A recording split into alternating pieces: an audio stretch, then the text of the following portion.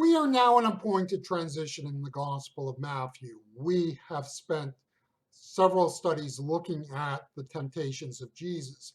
And the temptations of Jesus in the Gospel of Matthew provide the end of the preliminaries to Jesus' ministry. So as we turn to Matthew chapter 4 and verse 12, we are seeing the actual beginning of Jesus' ministry. Matthew chapter 4 and verse 12, reading from the New American Bible. When Jesus heard that John had been arrested, he withdrew to Galilee.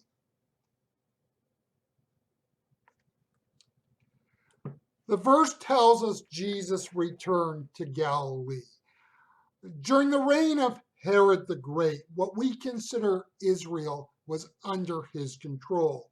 Herod, of course, was not a king in the strict sense of what we would consider a king. Herod owed his throne to the Roman overlords. The foundation of Herod's rule was through the work of his father Antipater. Antipater was assassinated in 43 BCE. Herod's family were Idumean, Idumean. If you're familiar with some of the Old Testament stories, you know of the people who are from Edom, Edom, and the Edomites.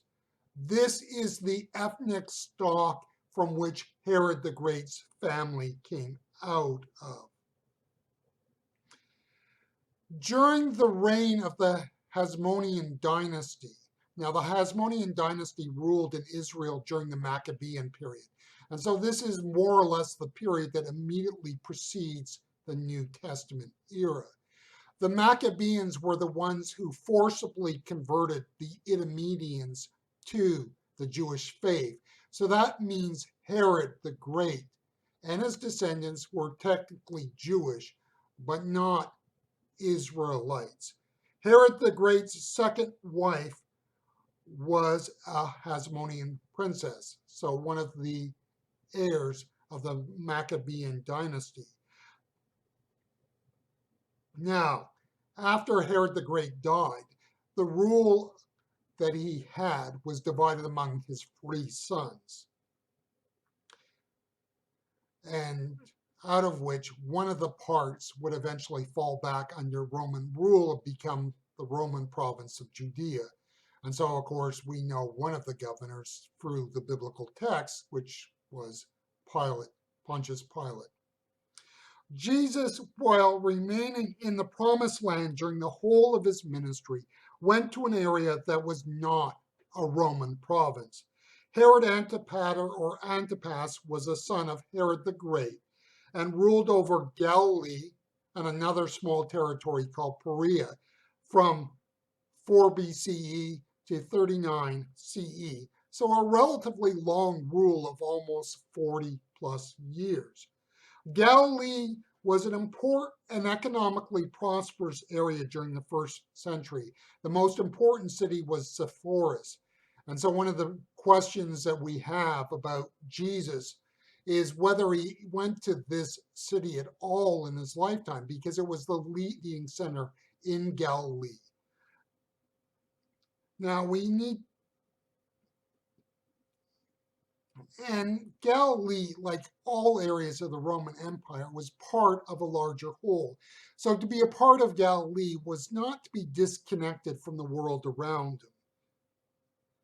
Galilee, while largely Jewish, was not exclusively Jewish.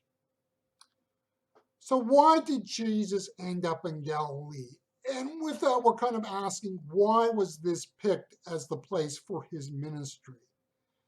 And we could say that Galilee as an area provided balance. He was in a Jewish territory, but Jesus was operating outside of an area that was dominated by the temple authority.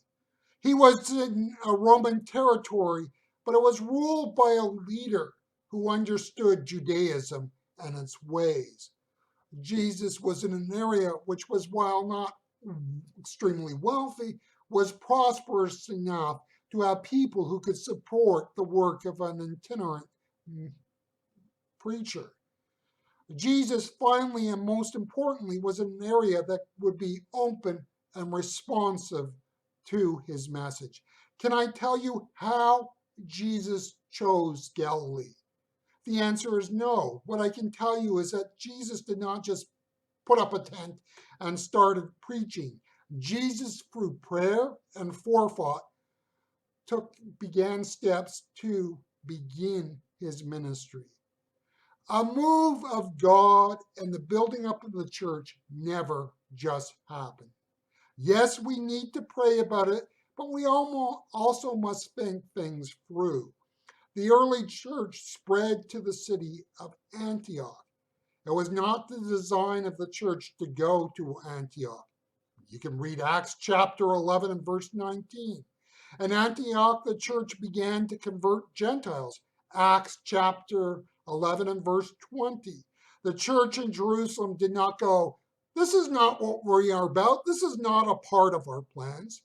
What the church in Jerusalem did was send Barnabas to provide leadership. And he gets there and realizes he needs help. And he remembers somebody who was conversant in Judaism, but was also conversant in the ways of the Gentiles. And so he goes off to Tarsus and calls on a young man named Saul, whom we come to know as the Apostle Paul. That's Acts chapter 11 and verses 22 to 26.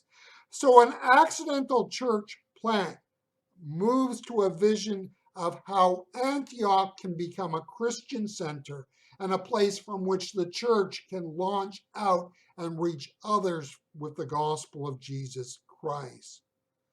Reading between the lines, you see the early church understanding the importance that Antioch could play as a Christian center. You see, like Jesus, the early church understood that the church, if it is to go forward, and to convert and multiply, needs centers to build off of its ministry. That is what Jesus did. And from Acts chapter 13 and verse 3, we learn that is what the early church did.